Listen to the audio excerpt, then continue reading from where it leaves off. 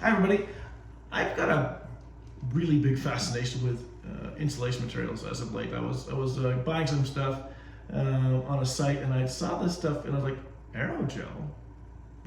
I remember aerogel. That was like an article in like Popular Science in like 1990 or something. It was they referred to it as air steel or frozen smoke, and it's literally twice the weight of air, so pretty friggin' light.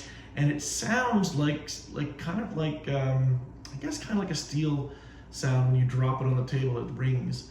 Anyway, wildly fascinating stuff. There's a huge story behind it. If you want to do a bit more research, it's kind of interesting. But the big thing is that this here is aerogel felt, because the problem with aerogel itself is extremely brittle, and it's like if you drop it from any kind of a height, it just shatters. It's like extremely fragile glass.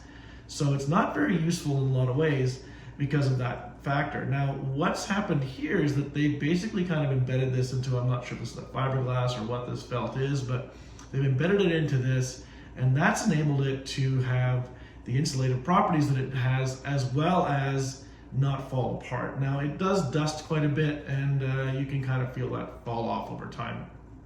The next part of this is that this was actually developed between Aspen Aerogels and NASA in the early 90s, and it is what is actually used on the Mars landers for insulation purposes. So it's pretty impressive. And I think it was actually used on the space shuttle as well. So we're gonna give this a little test to show you what this is all about and why they did this, because this is crazy. So right now what I've got are two thermocouples, so temperature probes and I've got them in kind of taped in here. So this is using masking tape, and on the top side I've got a little bit of foil tape behind the masking tape, and the reason for that is to make sure that I'm reflecting any heat that's coming out of there and it's not radiating into the air. So you've got a really kind of skewed in the wrong direction number as to which how much heat comes through. So we're going to turn the jet on here, this heat gun, and we're going to give it low airflow so it's mostly radiant, so I don't burn my fingers, because it'll burn my fingers.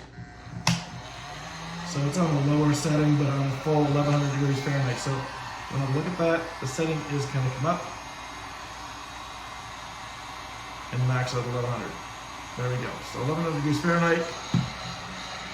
We are going to put this there. I'm going to put that on that like that, so you can see the two sides. You can see the temperature changing pretty rapidly on the one side.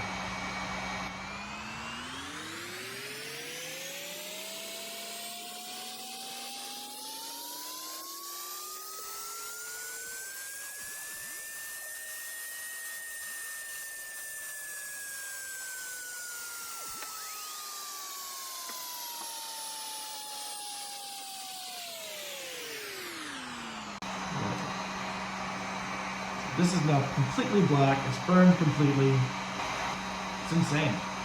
This stuff's absolutely nuts. Look at the smoke boiling out of that. It's just burning it. It's actually catching fire. Look at that. It's catching fire. I better not let the smoke run. And yeah.